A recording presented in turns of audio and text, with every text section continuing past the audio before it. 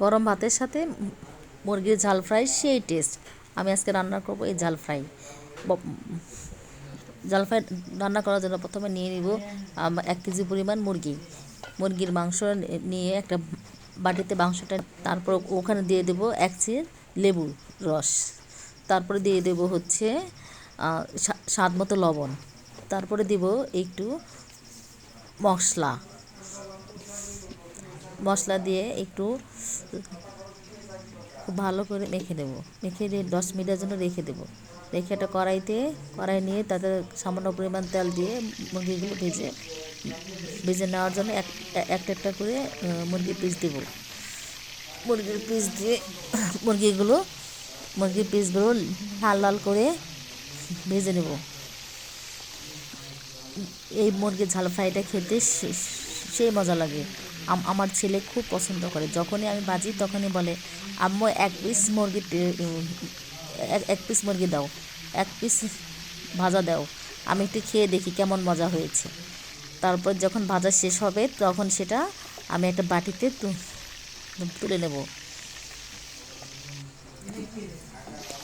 সেই তেলে আবার কিছু পরিমাণ আলু দিয়ে আবার আলুগুলো ভাজবো লাল লাল করে। আলু ভাজা খেতেও কিন্তু অনেক অনেক মজা লাগে।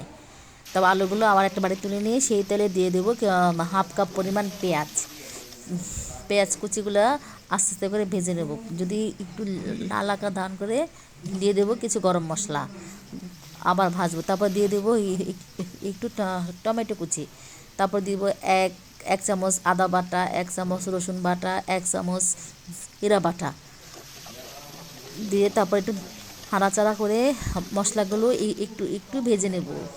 একটু মরিচের ধনিয়া গুঁড়া, একটু পানি, একটু মরিচের গুঁড়া তারপর দিব।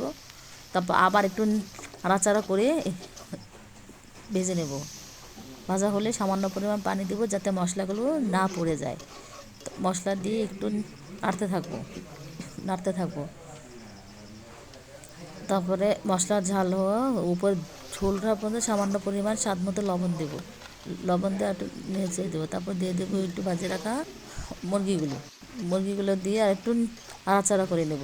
তারপর দিয়ে দেবো ভেজে রাখা আলু, তারপর দিয়ে দেবো একটু পানি দিয়ে একটু চেড়ে দিয়ে দেবো একটু গরম মশলা। বাস হয়ে গেল আমার মুরগির ঝাল ফ্রাই, যা গরম ভাত দিয়ে খাচ্ছে মজা করে আমার ছোট ভাই। আহ, কি মজা!